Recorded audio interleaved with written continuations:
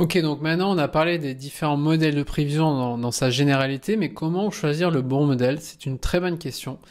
Eh bien, on va revenir sur ça. Qu'est-ce que je veux faire? Moi, je fais pas de prévision, prévision naïve, statistique, modélisation de la demande, machine learning.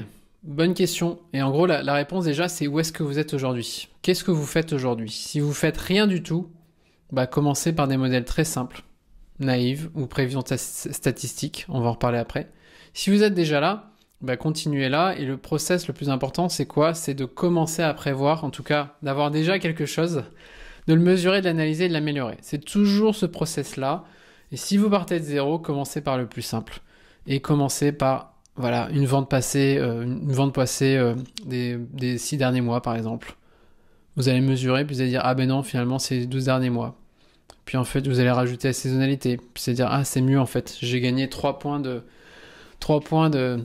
qualité de prévision. Donc c'est le plus important, c'est vraiment de vraiment démarrer cette boucle vertueuse, de pas partir dans 2 ans d'études mathématiques, c'est vraiment de démarrer. Comme si vous couriez un marathon, mais il va falloir commencer à courir. Pas lire trop de bouquins sur la course à pied, mais commencer à courir. Et donc pour vous donner un exemple, prévision statistique vraiment de référence que je peux vraiment vous donner comme fondamentaux, c'est qu'en gros il y a 3 niveaux. Il y a ce qu'on appelle la base ou le level en anglais, c'est le combien. Combien j'en vends par mois ou par semaine. Ça dépend de comment vous travaillez dans votre entreprise. Par exemple, en moyenne, j'en vends 100 par mois. Donc ça, c'est la base. Ensuite, il y a la tendance. En moyenne, cette catégorie de produits, elle grossit, elle croît de 20% par an ou par mois ou par semaine. Ouais, vous êtes sur un truc qui est à la mode. Comme par exemple, on parle beaucoup des vélos électriques en ce moment, il y a une tendance à 10-20% par an en moyenne sur le marché du vélo électrique. Ensuite, vous avez là ça c'est la croissance, mais vous avez aussi la saisonnalité. Vous pouvez dire, il y a certains produits que je vends plus en été qu'en hiver. Généralement, un vélo, vous allez l'acheter au printemps. Vous n'allez pas faire du vélo quand il pleut. Ou par exemple, des vêtements pour courir d'été, vous avez un pic avant l'été ou pendant l'été. Donc ça, c'est important. Il y a 3, vraiment, si vous devez retenir dans les fondamentaux, dans les piliers de la prévision, il y a quel est mon rythme de vente, mon rythme, ma base de vente. Ensuite, quelle est ma tendance, est-ce qu'on est en croissance ou pas, et quelle est ma saisonnalité, quels sont les cycles que je peux avoir. Donc ça, c'est la première étape qui va vous générer une prévision de référence. Et ensuite, cette prévision, qu'est-ce que vous allez faire? Vous allez potentiellement, c'est déjà très bien si vous avez ça, vous avez déjà un très bon niveau, mais vous pouvez aussi l'enrichir, enrichir vos prévisions. Donc en anglais, c'est FVS, en gros, c'est Forecast Value Added. Vous allez rajouter de la valeur à la prévision avec, par exemple, tiens, on va faire une promotion de moins 30% où on va venir corriger certaines données dans le passé. Je vous donnerai des exemples après. Donc là, on est déjà dans un niveau professionnel, voire expert, et à la fin, vous allez avoir votre prévision finale. Mais c'est pas terminé. Ensuite, qu'est-ce qu'il faut faire? Il faut mesurer.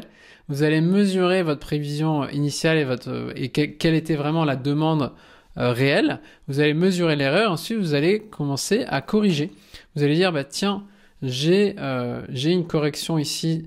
Je vois par exemple j'avais des ruptures de stock, donc en gros mes ventes passées n'étaient pas ajustées des ruptures de stock, donc on va venir ajuster en disant au lieu d'en vendre 100 par mois, j'en vends en fait 120 parce que j'ai eu une semaine de rupture de stock.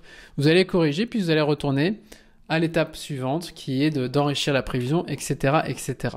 Donc ça c'était vraiment pour vous montrer des exemples, des process de comment gérer les prévisions. À la fin c'est toujours pareil, prévoir, mesurer, analyser, améliorer et recommencer indéfiniment jusqu'à ce que vous soyez complètement satisfait de vos prévisions, ce qui n'arrivera probablement jamais. Donc il faut juste se satisfaire de faire le 20-80.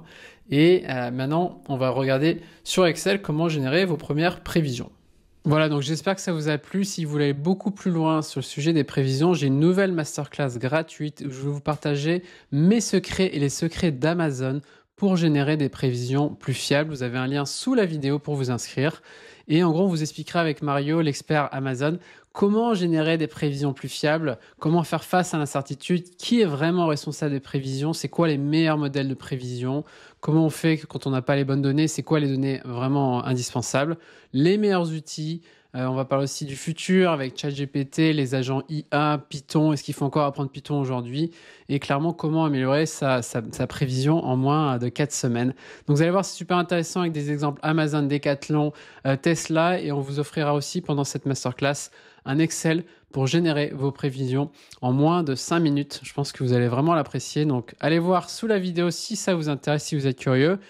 Et on a aussi d'autres sujets de masterclass gratuites sur mes sujets préférés autour de la gestion de stock, comment mettre en place les bons KPI et les bons dashboards, comment tout automatiser sur Excel avec notamment des exemples sur Power Query, comment mettre en place un processus SNOP efficace et collaboratif, c'est quelque chose de nouveau qui arrive, et aussi un webinaire spécifique sur comment définir une bonne stratégie de carrière en supply chain et dans les opérations. Donc à chaque fois, vous allez avoir un outil gratuit, des exemples concrets. Vous avez tous les détails sous la vidéo. Merci de m'avoir écouté. N'hésitez pas à me poser les questions sous cette vidéo. Un petit like fait toujours plaisir. Ça aide vraiment la chaîne et ça m'encourage à créer plus de contenu avec mon équipe. Et je vous retrouve très bientôt pour d'autres contenus. Ciao, ciao.